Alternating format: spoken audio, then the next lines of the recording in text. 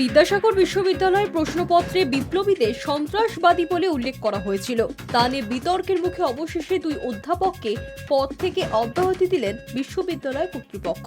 বুধবার বিষয়টি প্রকাশ্যে আসার পরই বিশ্ববিদ্যালয়ের তরফে জানানো হয়েছিল অনুবাদের ভুলে এই সমস্যা হয়েছে, কিন্তু তাতে বিতর্ক থামেনি। এরপর বৃহস্পতিবার বিশ্ববিদ্যালয় কর্তৃপক্ষ সাংবাদিক বৈঠক করে জানিয়েছেন অনিচ্ছাকৃত এবং অসাবধানতাবশত এই ভুল হয়েছে। বিশ্ববিদ্যালয় সূত্রে খবর, বিশ্ববিদ্যালয়ের পরীক্ষা নিয়ামকই পরীক্ষা ব্যবস্থা নিয়ন্ত্রণ করেন। স্নাতক স্তরের জন্য বোর্ড অফ স্টাডিজ নামের একটি কমিটি থাকে, তার একজন চেয়ারম্যান থাকেন, তিনি বিশ্ববিদ্যালয়েরই সদস্য। বাকি যারা থাকেন তারা বিশ্ববিদ্যালয়ের অধীনে থাকা বিভিন্ন কলেজের সদস্য।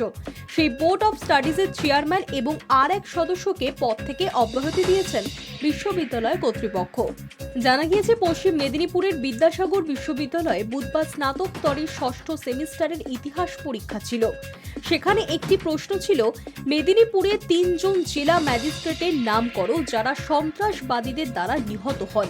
এই প্রশ্ন ঘিরেই শুরু হয় বিতর্ক। অনেকেই সন্ত্রাসবাদী উল্লেখে ঔপনিবেশিক মানসিকতার প্রতিফলন দেখতে পেয়েছেন। প্রসঙ্গত, ব্রিটিশ আমলে মেদিনীপুর বরাবরই বিপ্লবীদের শক্ত ঘাঁটি বলে পরিচিত ছিল।